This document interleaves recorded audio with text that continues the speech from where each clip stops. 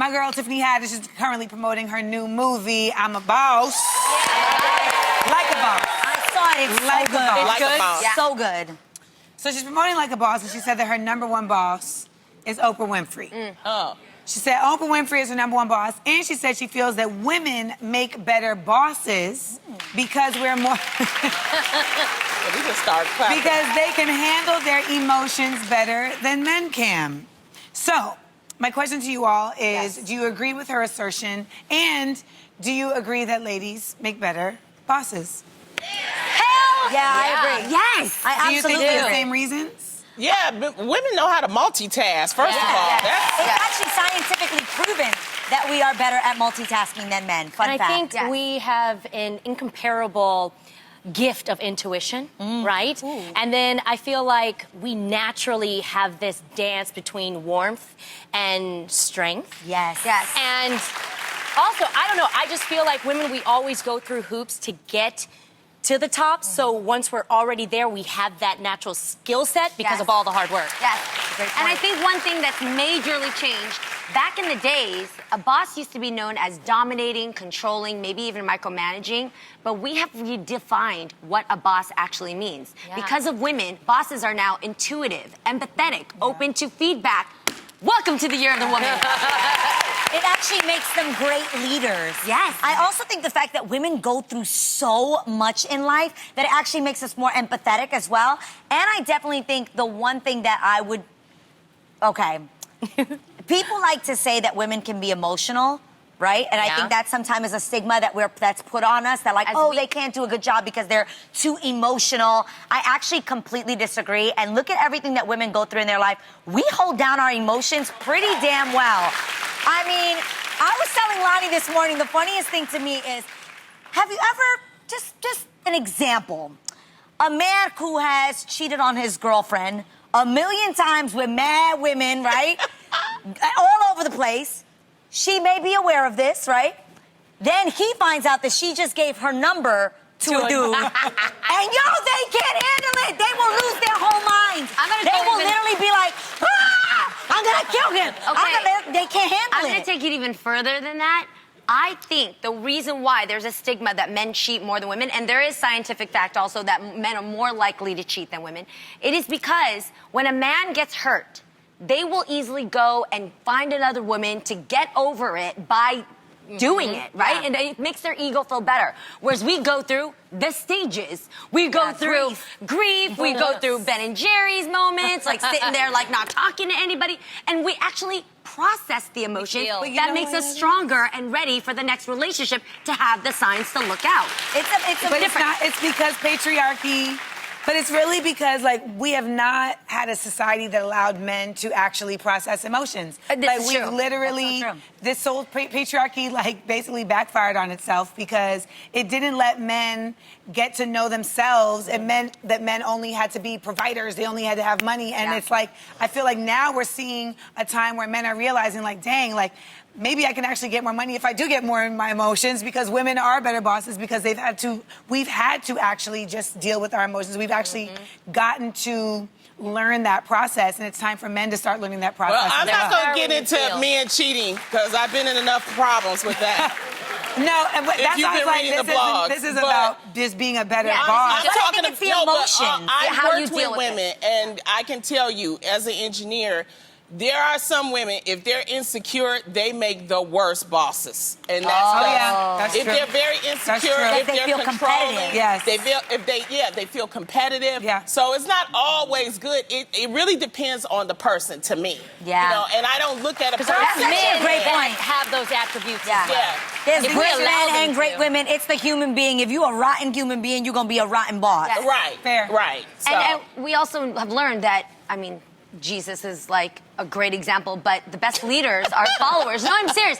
The best leaders are followers. The best leaders not follow people, but they listen, they're open, they're empathetic. They just want to they want to encourage other people. And when those bosses you're describing, it's almost like a tyrant. It's all about them, and they're selfish. When you're selfish, you're never going to make a great boss. Exactly. The best Period. leaders are willing to serve, and I think Absolutely. that's amazing. Yeah. Okay, speaking of acting like a boss, recently hockey player PK Subban and Olympic skier Lindsey Vonn. Did I say his name right? Subban?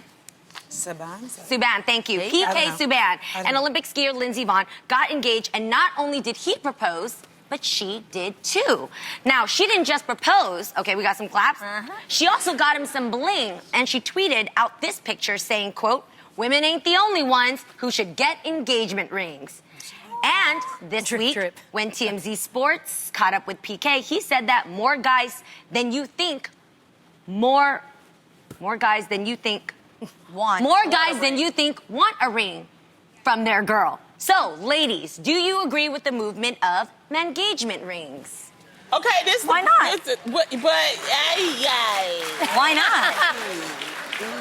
This is interesting, Lonnie, from somebody who doesn't. No, because it's like, okay, who asked him first? Because in this situation, he asked her first and gave her a ring. Okay. And then she surprised him With a ring. and then gave him a ring. It was a formality. I think that if we're being honest, and for women who've been married on this thing, before you actually get engaged, there's an informal conversation that most of the time happens that the two people are like, yo, I want to marry you, you want to marry me. Whether it's pillow talk or not, the point is there is a conversation that happens beforehand. So giving an actual ring and doing an engagement most of the time is just a formality. Do you get what I'm saying? Like, Yes. Okay, so I don't have a problem with the idea of you did the formality, you gave me a ring.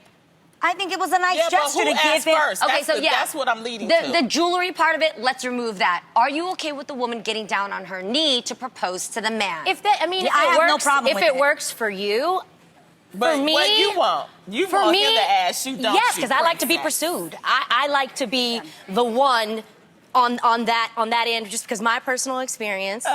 Whenever I have chased a guy, it just never worked out because he's chasing somebody else. Correct. And you married So- a man who likes to lead. There you go. Yes, Who likes that's to me. pursue you. And I like that. It works. But I do like the fact, because when we have a ring on, everybody can see that we're taken. Yes. So if the man has the ring on, It's a nice token and yes, symbol. they can see that he's taken as well. Yeah. But there's something about seeing your husband put on that ring when you do get married. Right? It's such a beautiful moment, because we've been wearing ours for maybe a couple of months, a year, 2 years, They or might whatever. think it's special. Yeah. What do you think, Lonnie? What?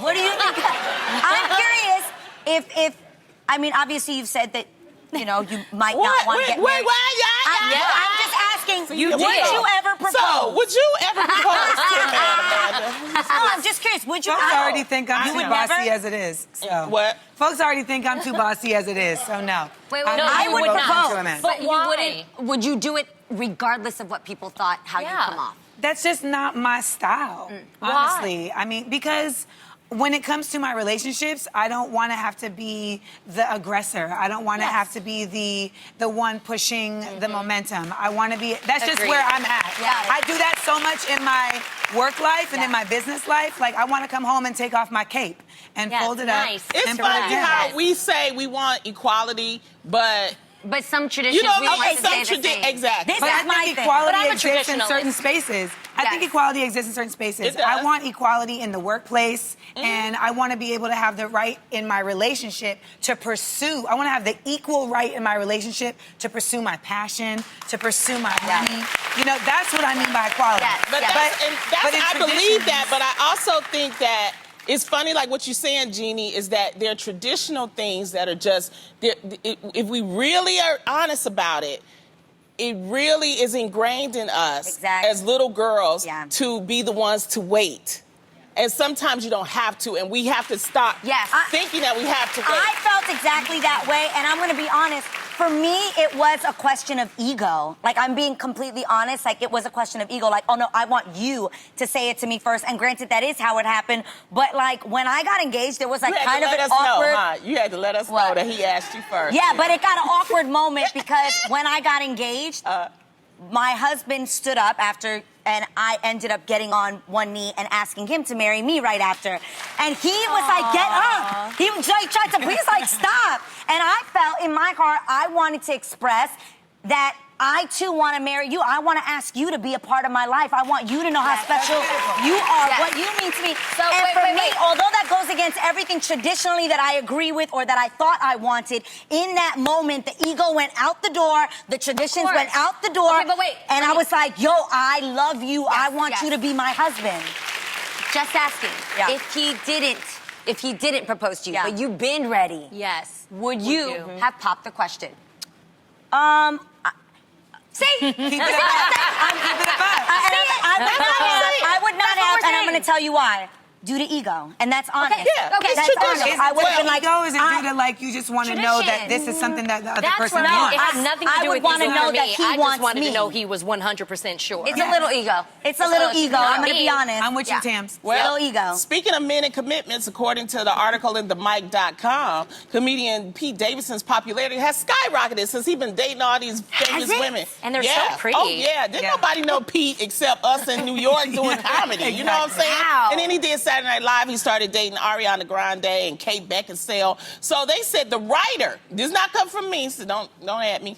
The writer feels Pete's fix me energy is what draws women to him, to date him. So ladies, do you think that, have you ever dealt with a guy that you had to fix? Oh. You thought you was fixing and you Yeah, get in I a relationship? No, I've actually avoided that by all costs. Like, You've never for been in you. a relationship like that? okay, this is for the weird you. thing. I've always been like, absolutely not. That's not what I wanted. You're smart. And then, but the gag is, What's the in the game? words of Kiki, the gag is that then we'd get into the relationship and I'd be like, oh, you more messed up than I am. I do have to help you.